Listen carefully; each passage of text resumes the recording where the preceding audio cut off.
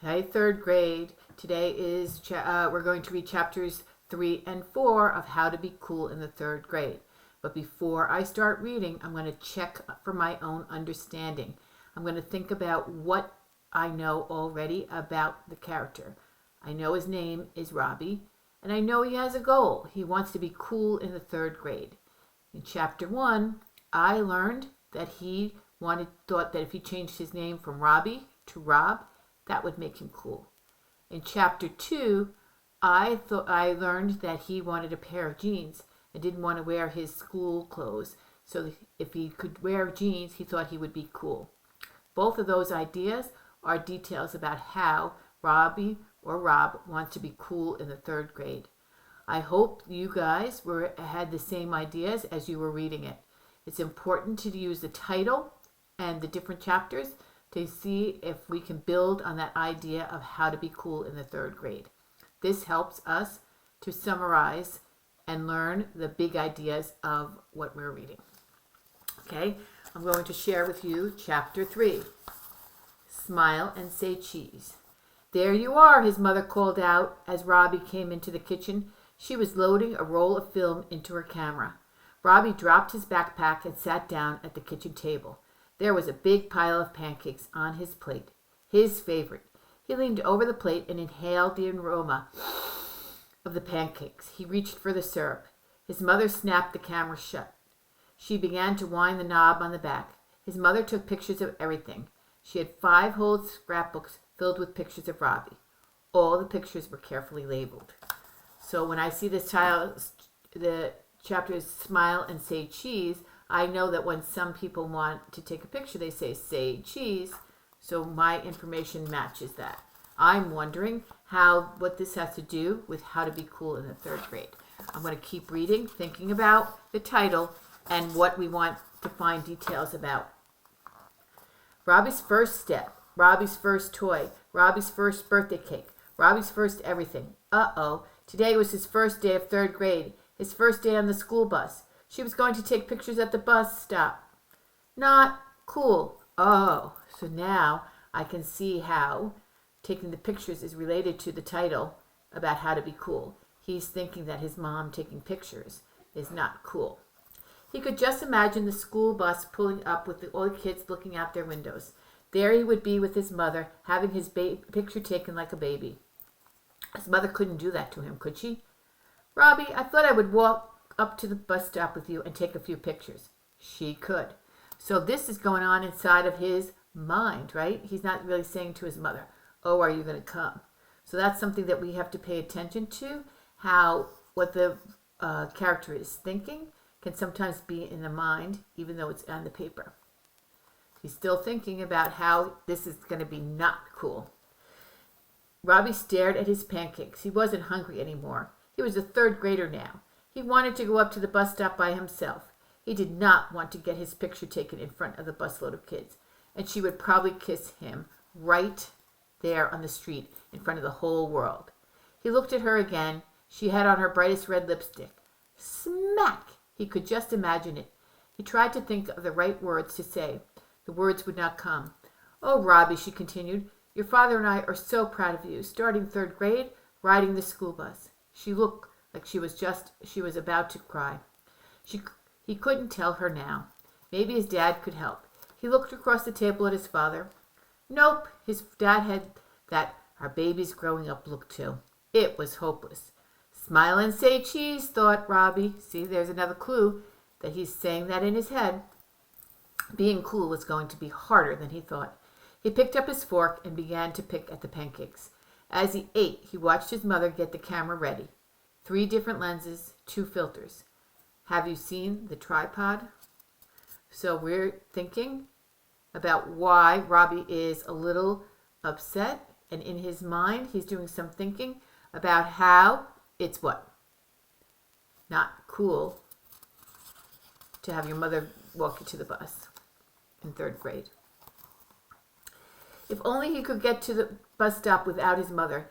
She walked out of the kitchen. Robbie heard her walk up the stairs. She was looking for the tripod. That should keep her busy for a while. His father was still finishing his coffee, hidden behind the paper. Robbie saw his chance, and he took it. "Bye, Dad," he called and headed for the door.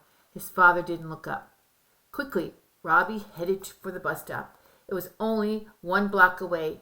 He stood on the corner and watched his driveway, but the bus came on time. He would make it. No pictures, no kisses. Would the bus ever come? 1 more minute and his mother would be out with the camera. Come on, he thought. Come on. He hoped that the bus wouldn't be late. He closed his eyes. Come on. Robbie heard the bus before he saw it. It came into view around the corner of Cherrywood and Franklin. So we can know from the way the author changed the way this is writing that he's really, really hoping that the bus wouldn't be late. So that why? I hope you were thinking that he doesn't want his mother there. And why? Think about the title. Not because he thinks it will make him uncool, right? I made it, thought Robbie. I made it. No camera, no pictures, no kid. Robbie, he saw his mother hurrying down the driveway. A large camera bag hung from her shoulder. He had not made it. Oh, Robbie, I was afraid I was going to miss it. His mother had the camera in her hand. Worse than that, she had just put on more lipstick, bright red. He could imagine the print of the lipstick on his cheek. Kissed by your mom in front of a busload of kids. What an uncool way to start the 3rd grade. Here's that word, uncool. The bus groaned, that means made a noise, to a stop. The driver pulled on the metal bar and the door swung open. Robbie's mother began snapping pictures. Turn your head a little this way, she said. Robbie ducked as he headed toward the stairs of the bus. And here's a nice picture. You see the mother with her camera bag like they described. Oh, and the red lips getting ready. Look at his face. Is he smiling or is he frowning? Remember that word?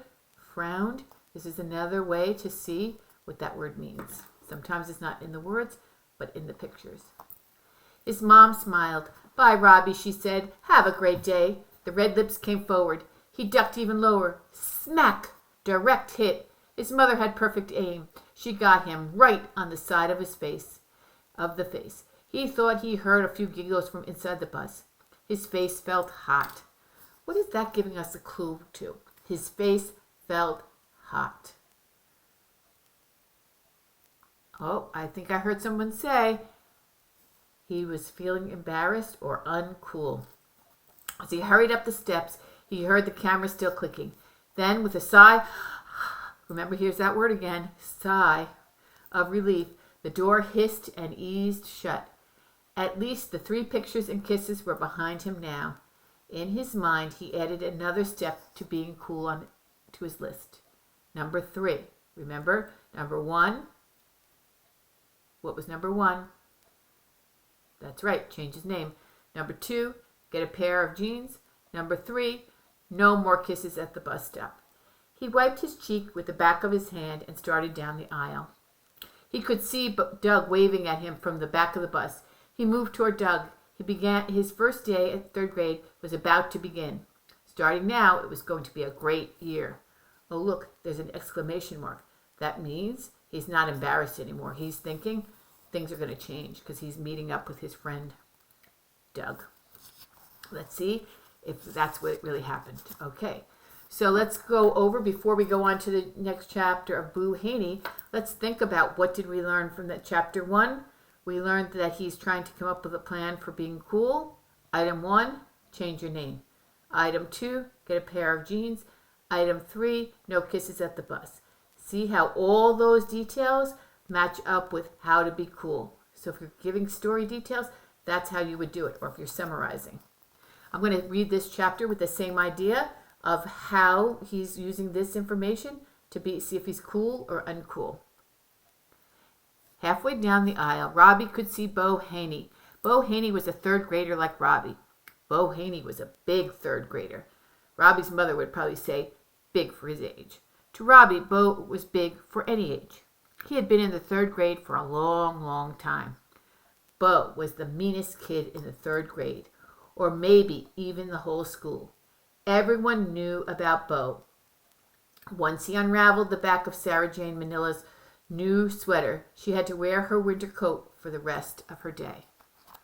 Once he tied Bradley Dugan's shoelaces together around a pole in the bathroom, the girls' bathroom.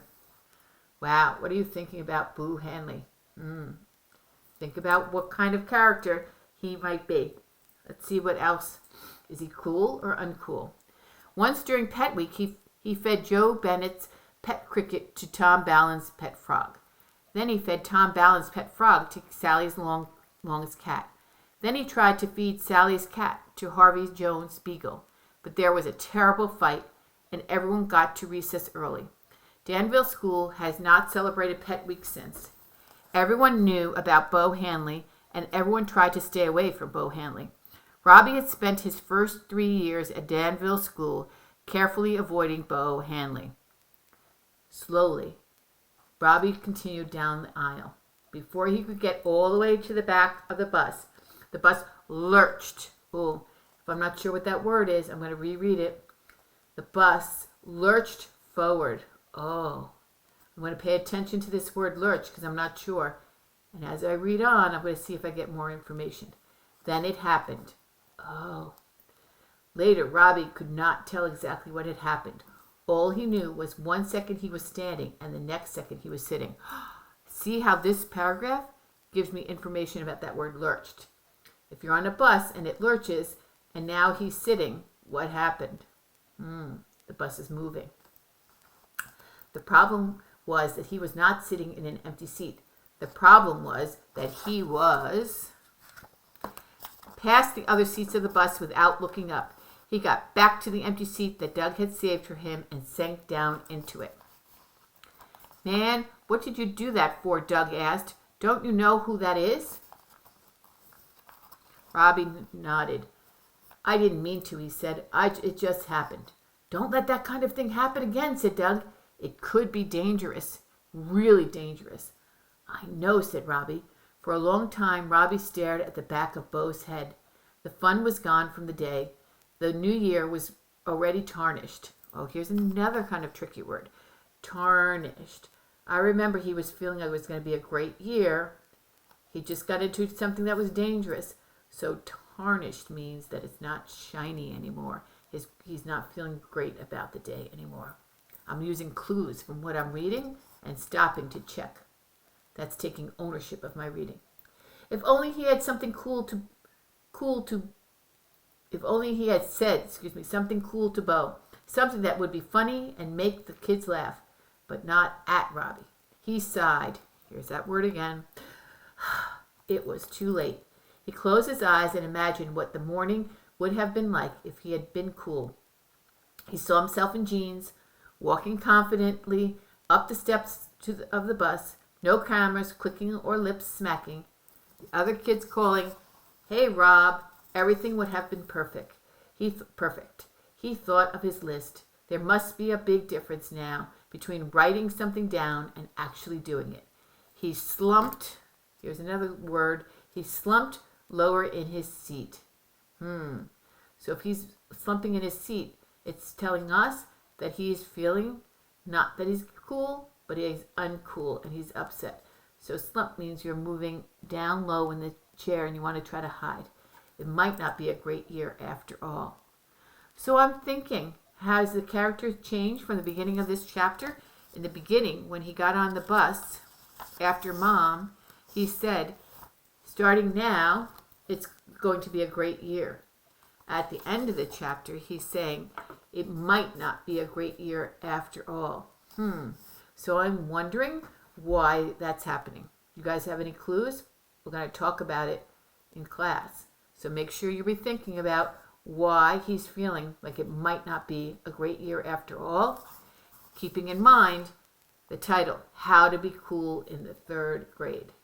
All right, everybody, I hope you enjoyed the reading and I hope you read along with me. See you tomorrow. Bye.